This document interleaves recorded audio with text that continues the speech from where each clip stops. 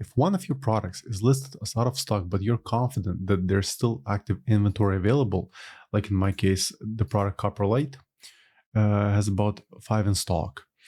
So the prime reason for that is simply the location which carries this product doesn't have the online order fulfillment enabled.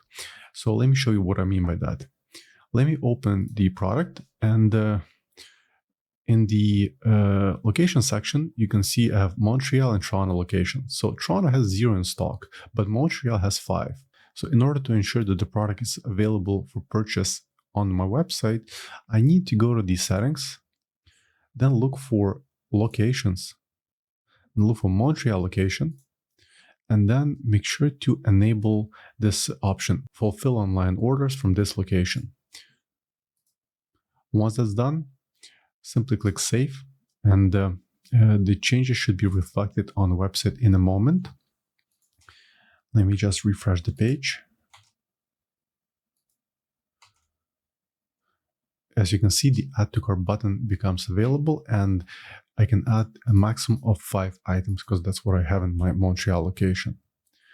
So I hope you found this tip useful, and for more Shopify tutorials, please subscribe to my channel. Thanks.